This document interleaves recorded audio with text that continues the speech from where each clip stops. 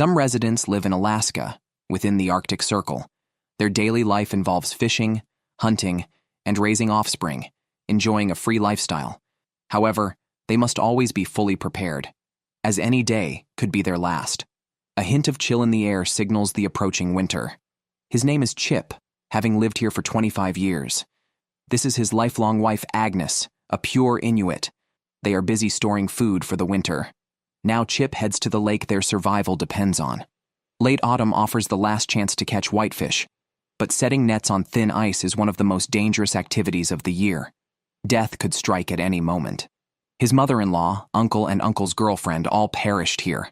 Chip uses an iron rod to check the ice thickness. Ice less than 2.5 centimeters thick cannot support an adult's weight, so he must be extra careful. The ice under his feet is about 5 to 6 centimeters thick, quite safe. Soon, his wife comes to help. The ice ahead is only 2.5 centimeters thick. They can go no further. As family members arrive, Chip holds a meeting. After discussing tactics, he starts a chainsaw to cut several rectangular holes in the ice.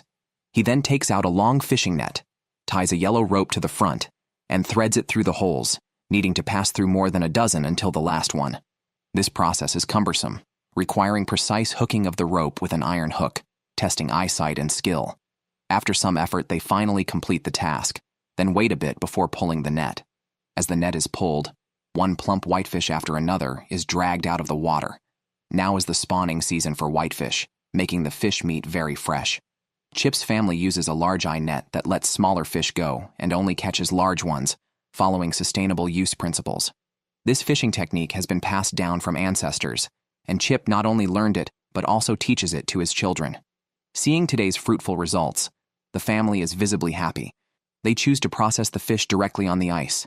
Although they have fish to eat today, good luck won't always be with them. One day Chip too will die, but he is not afraid of death, only the pain before death. Although the sun was setting, Chip's family continued to fish hard, storing as much food as possible to make the coming winter more bearable. But now, the fishing net was stuck. Despite several attempts, they couldn't pull it free. Chip went to check and found a float caught in an ice crack. He picked up an axe and began to chop the ice, spending half an hour to break through. Then, with one person pulling the rope and 2 others poking, they finally straightened the float and continued to pull the net, hauling in many large fish that flapped on the ice. Chip's family returned home fully loaded. The next day, Chip wanted to stock up on meat for the winter, but hunting required crossing a river where the ice hadn't fully formed. For safety, he couldn't risk it. At this time of year, they were often stuck at home, waiting for the harsh winter, relying on the deer meat they had previously stored. Chip checked the meat. Despite its aged smell, it wasn't spoiled. He and his son brought the reindeer back home. The men were responsible for hunting, and the women for butchering. Agnes began sharpening her knife, a treasured blade passed down from her mother, named the ulu knife, exceptionally sharp. She first cut the tendons, then the spine, followed by the breast meat, and then flipped the reindeer to repeat the process on the other side. Her skilled knife work effortlessly finished butchering the reindeer. The best meat was saved for dinner. In their area, trading reindeer meat was legal. Chip often used some of the meat to exchange for ammunition, gasoline, or parts. Here, meat was a valuable commodity. Agnes focused on the reindeer's hooves, planning to use this tough leather to make boots, retaining the fur on the hooves for extra warmth. A pair of boots required 6 hooves, with the fur from the front legs covering the top of the boots. Sewing them together, these boots could also help in setting traps, as the residual scent could mislead animals into thinking they were near a reindeer, serving as a decoy. The next morning, Chip wanted to catch some foxes. Due to rising river levels in the summer and increasing garbage in the village, the fox population had grown. There had even been a rabies outbreak, so the village chief offered a reward: catch a fox and earn $40. This was a win-win situation, earning a bounty and selling the fox fur. A few days earlier, a villager named Rodney had seen many foxes. After gathering this information, Chip began setting traps. He used frozen fish as bait since the foxes were very clever. Chip set up a double trap system, placing a hidden trap next to the first. The following morning, Chip went to check the traps, hoping to catch some foxes. Unfortunately, the first trap was empty, and so were the subsequent ones, with the bait untouched. However, there were fox tracks nearby. indicating the foxes were more cunning than expected. Rather than waste more time, Chip decided to dismantle the traps and planned to hunt reindeer across the river once it fully froze. Meanwhile, Agnes prepared to trade whitefish for essentials. Here, bartering was the most common form of trade. She went to a neighbor's house and exchanged fish for whale blubber. In the cold Arctic, consuming fat was essential to maintain body heat. Tonight's dinner included cranberries, whale fat, eggs, fish heads, and vegetables, ensuring a balanced nutrition. The family happily enjoyed this hearty meal. The Arctic Circle is one of the most desolate places on Earth, often associated with savagery and bloodshed. Yet, some residents craving freedom choose to settle here. His name is Eric. After graduating from high school, he moved to the Brooks Range and has lived in Alaska for 10 years. He is a certified local guide and equipment supplier. He never buys meat from supermarkets, preferring to hunt himself. The next morning, Chip followed a week-old wolf track through the snow and discovered a bear print. These tracks led him to prey, and soon he spotted a medium-sized herd of deer. He slowly approached, trying to select a female without calves. Reindeer, being the best game this season, have rich, delicious meat. Once within shooting range, he raised his rifle and aimed. The herd remained unaware of the danger. As his target approached, he pulled the trigger. But unfortunately, it was a dud. The cold weather had frozen the rifle's firing pin, and the reindeer, sensing danger, quickly fled. Firearms malfunctioning is common here, and today's hunt ended in failure. However, Eric wasn't upset. Such is life in the wilderness, and he was used to it.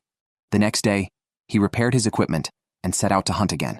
The morning temperature was -4 degrees Celsius, dropping to -20 degrees outside the forest. He hid his backpack and sled by a tree, opting to travel light. He walked through thick snow, following the reindeer tracks. Before long, he spotted a lone reindeer. Elated, Eric slowly approached and then crouched to aim. The atmosphere was tense. With a gunshot, the reindeer fell in the snow. Eric pulled his sled towards it, and seeing it was still alive, he quickly ended its life with a knife. This reindeer would provide him with food for 3 weeks. Due to the high heat of the innards, which could spoil the meat, he needed to remove them quickly. After cutting open the belly, he pulled out a large string of innards, starting with the heart, which he cut out and used its steaming blood to warm his frozen hands. The heart, a delicious food, needed to be protected from freezing, so Eric stuffed it back in. He then lifted the reindeer onto his sled and began the journey home. By the time he got back, it was dark.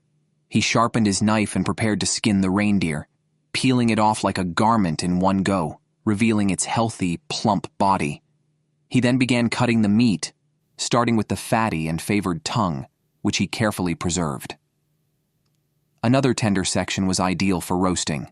After sorting the meat, he grew hungry and cooked a delicious pot of reindeer heart with some side dishes.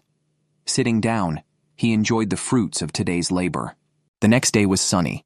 Eric went hunting again, this time targeting grouse and foxes.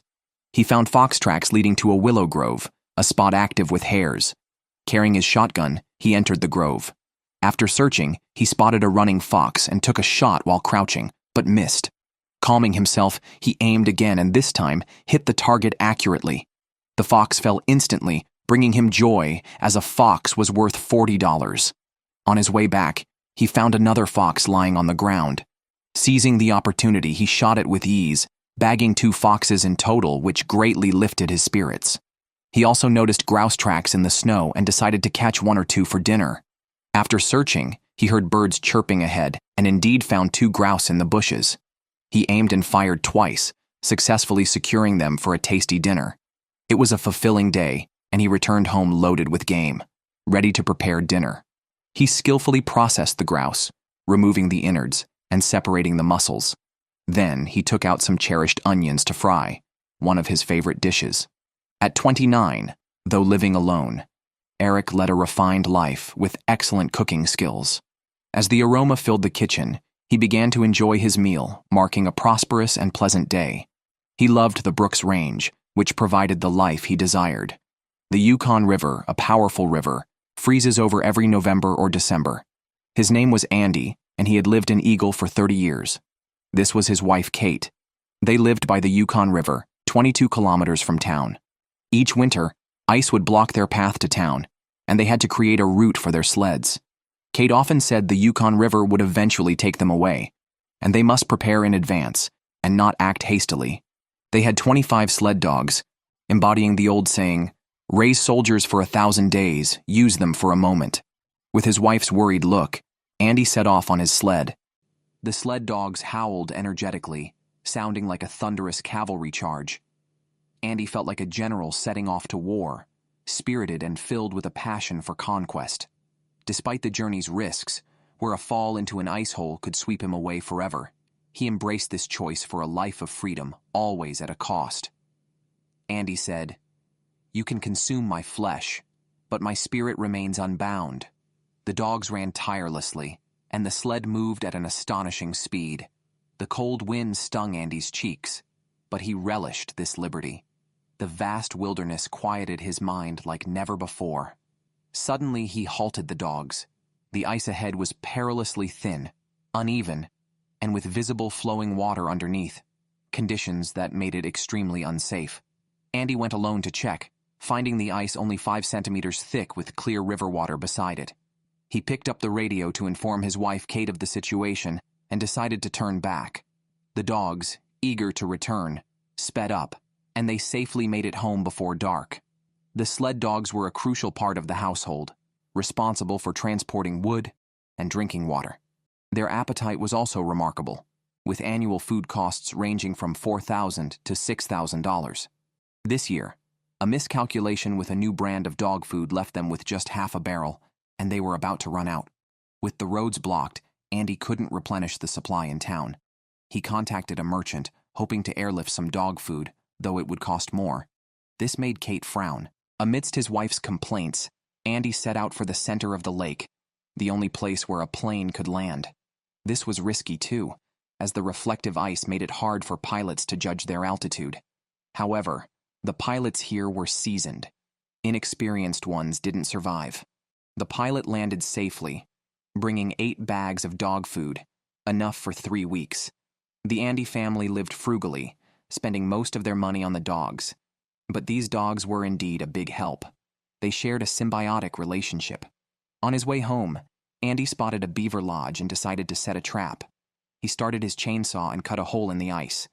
Beavers, loved for their meat and fur, can provide food for his dogs and their pelts can be sold.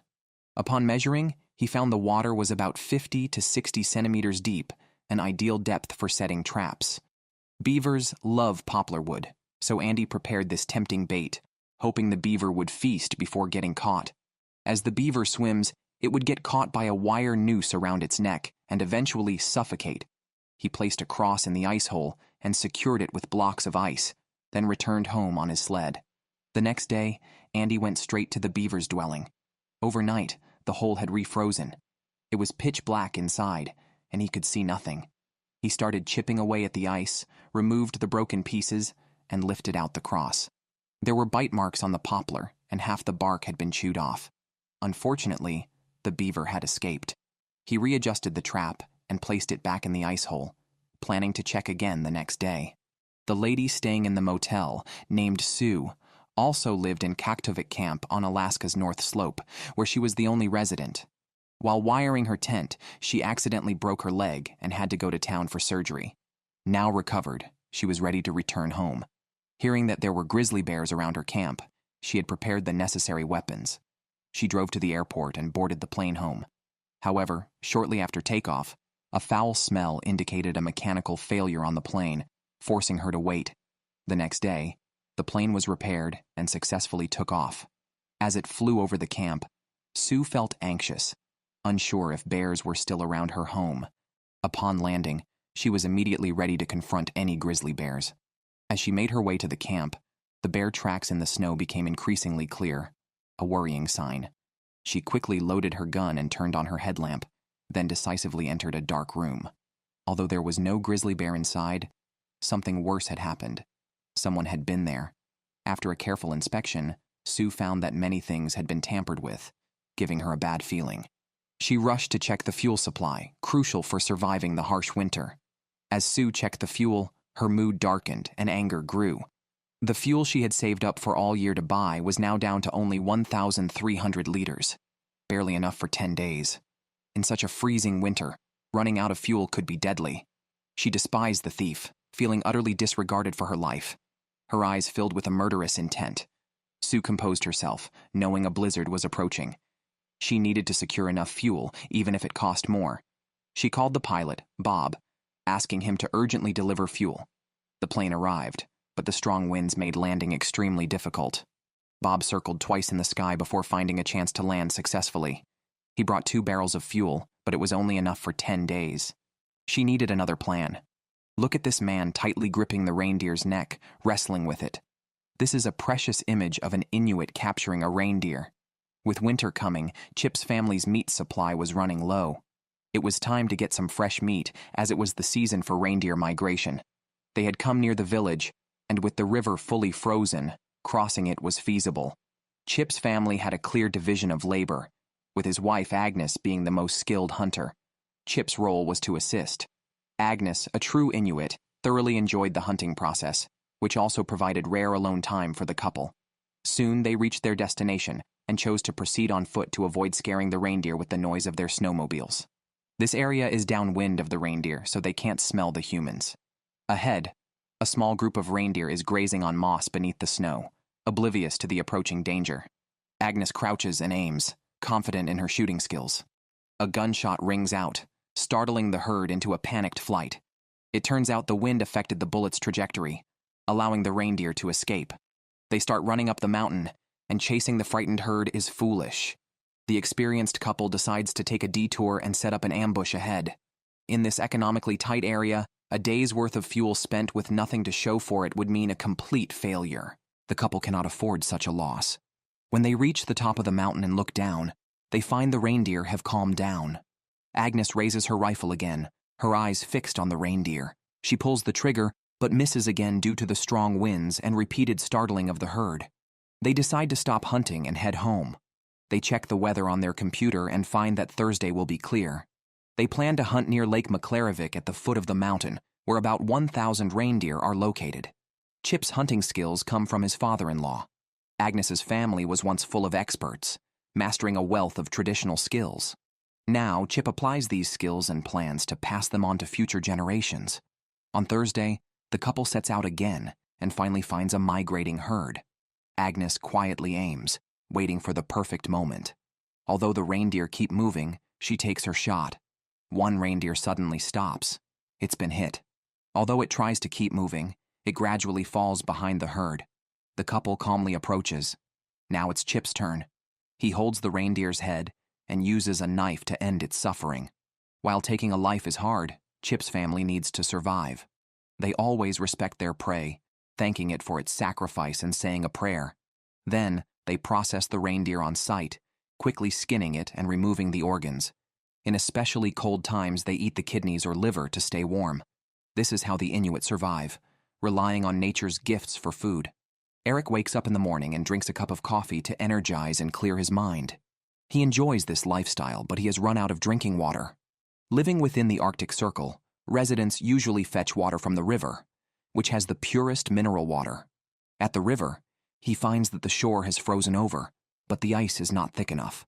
Falling in could lead to serious consequences, so he heads back home to wait for nightfall. Riding his snowmobile, Eric goes to another water collection point. Collecting water in winter is risky, and he must be careful not to end up taking an unintentional winter swim. Standing on a small ice ledge, he hears the creaking sound beneath him. Many people don't understand his choice, but he loves the freedom this life offers. After all, life is short, and enjoying it while you can is important. By the time he finishes, it's already 1:30 in the morning. On the third day, Eric has many tasks ahead. The extreme cold of the Arctic Circle means he must constantly burn wood, leading to wear on a stovepipe that now needs replacing to prevent sparks from setting the house on fire. To add a switch to the new stovepipe, he uses a handgun to make a hole. Back inside, he removes the old pipe and installs the new one. After relighting the wood, the stove seems to work well. However, with the daily need for 3 to 4 boxes of wood, his supply is running low. He needs to go out and collect more wood. There are 2 types of wood he can cut: dead spruce trees and green birch. He reaches a frozen creek, pulls out his chainsaw, and starts cutting trees. In a matter of moments, a small tree falls thunderously. He quickly trims the excess branches and ties the wood to the back of his snowmobile. With a press of the throttle, the vehicle speeds off, snow splashing around, with the wood trailing behind. But speeding carries its risks, and his snowmobile crashes into a small tree. Fortunately, he is uninjured and continues his drive home. Under the night sky, he prepares to chop wood, embodying a rugged demeanor. He starts the chainsaw, cuts the logs into shorter pieces, places them on a chopping block, and swings the axe forcefully. The wood splits with each strike. After several hours of hard work, he finally finishes splitting all the wood. Though exhausted, he feels refreshed and invigorated, because this is what a real man ought to do. As dawn breaks, Andy sips his coffee and greets his sled dogs. He has an important task today, clearing the path to the small town of Igor. At his command, the sled dogs dash out bravely, Andy like a general leading a charge. The dogs left at home cheer them on. The sled moves swiftly, but not for long. Thick snow slows their progress, and soon they can go no further. Andy picks up a shovel and starts to work, with the puppies quietly waiting beside him. After half a day's labor, he turns around and realizes he's still at his front door. What a tough job. Now that the path is clear, they can continue. The dogs, somewhat tired, perk up after the lead dog jumps around a bit. The journey resumes, but the road is challenging, a significant test for the sled dogs. The leader, a sharp-eyed husky, energizes the team. Under its leadership, the dogs bound effortlessly through the snow, jostling Andy so much his dentures nearly fall out. Soon, they enter a road cleared by other residents. Each household is responsible for clearing a section, connecting to form a complete road, making travel much easier. The sled dogs pick up speed and soon reach the town of Igor. It's a quiet town nestled against the mountains and water, where the residents are kind-hearted and straightforward. Andy has a school bus garage here, where he stores supplies, including dog food. He transfers a bag of dog food onto his sled, then heads to the local post office to pick up a box of beer he ordered. Finally, he goes to the supermarket to get some plastic boards to make a new sled. After completing his errands, Andy heads home. It takes some time, but he arrives just before dark. His wife has been waiting at the door, relieved to see him return safely. After their hard work, it's time to enjoy themselves. There's no better treat than ice-cold beer. Together, they sip their beers and relish their simple yet enviable life. The sled dogs worked hard today, so Andy rewarded them with some dried fish to replenish their energy. Outside, the wind howled as if the gods were angry, and the piercing cold wind stung Sue's face, causing a burning pain. She clung tightly to a heavy object to prevent being blown away by the blizzard. Despite her unstable steps, she was more determined than ever because she was on a mission. This place is the far north, a functioning outpost that serves as a weather station, fuel station, and search and rescue station, and Sue is its only staff member. She must keep the station running, not just as her job, but as her mission. She had long disregarded her own life and death for this purpose. To facilitate movement, she had set up safety lines with sturdy ropes between buildings, using them to check on various places. Back inside, she monitored the weather changes on her computer. The temperature outside had dropped to -50 degrees, and the wind had intensified. Even with safety ropes, going outside was extremely dangerous. Sue felt helpless and could only stay indoors, waiting for the weather to improve. Here, she had to adapt to harsh weather and battle bears, wolves, and wolverines, because the nearest hospital was 800 kilometers away, and an injury could mean death. She was equipped with various weapons to defend against these fierce animals. A few years ago, she had a close encounter when a grizzly bear entered her house and attacked her while she slept, dragging her naked body several dozen meters away. Fortunately, she managed to grab a gun and scare off the bear, but she nearly lost her life. Since then, she never slept naked again and always kept a gun by her bed. After a day of waiting, the blizzard finally stopped, and the temperature rose to -30-something degrees. Sue shoveled away the snow and assessed the camp's condition. Willow trees struggled to grow in the snowy landscape, symbolizing rebirth. Sue collected some willow branches because they contain salicylic acid, which helps alleviate the pain in her ankle, a lingering effect of the bear attack. She was not afraid of death. She had tried living in the city, but her free spirit couldn't accept a mediocre aging process. So she resolutely chose to continue living this way, even if it cost her life. In this area, purebred lynxes were spotted, whose pelts are incredibly valuable. Eric planned to set some traps in the mountains to try his luck, searching for the ideal location. The winter sun here is scarce, often causing many to feel gloomy, but he is an exception. His days are fulfilling.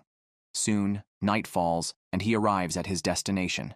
This tree is his first choice for setting traps. Over the past few years, he has been successful here and holds high hopes for this year as well. He ties a bird wing to a string, letting it sway in the wind. This device, called a lure, is irresistible to cats, who will try to catch it with their paws repeatedly. Eric then uses branches to build a fence, enticing a lynx to enter the trap. After placing a leg-hold trap inside, he covers the chain with snow and uses an axe to dig some clean snow to bury the trap, making it look fluffy and natural. At the front, he places a branch that the lynx will jump over and land right on the trap. He then uses a piece of deer bone as bait, the visual and olfactory allure proving irresistible to a lynx. This is a perfect trap. He plans to set more traps later. A few days later, nursing a cold, Eric goes out to check the traps.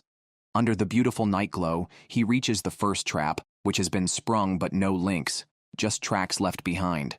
After resetting the trap, he checks the second, which also was triggered but only left some fur behind. It seems the lynx is mocking him, making him cough continuously.